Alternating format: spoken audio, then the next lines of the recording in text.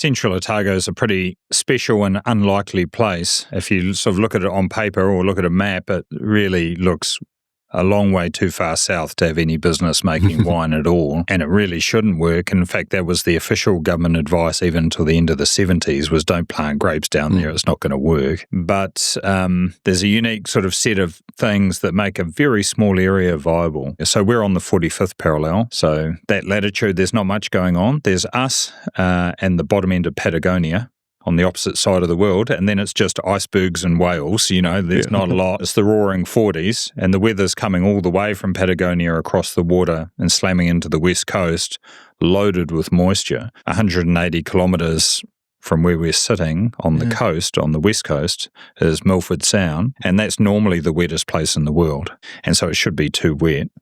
But fortunately for us, we've aligned all the mountains north-south, like a bunch of sort of walls, if you like, that go up to sort of over 3,000 metres.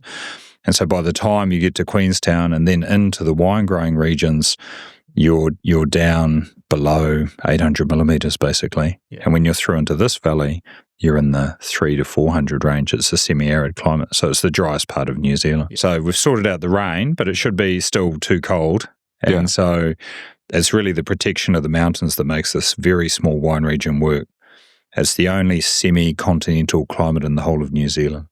So everywhere else is maritime, where in the afternoon you'd get the sea breeze come in and cool off the temperatures, whereas here we don't get the sea breeze because of the big mountains. So we have long daylight hours because of the latitude, and then your days just continue to warm up because that sun's high and you haven't got the sea breeze.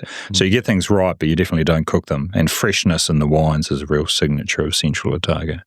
So yeah, it's a funny little isolated island at the bottom of the world that somehow works.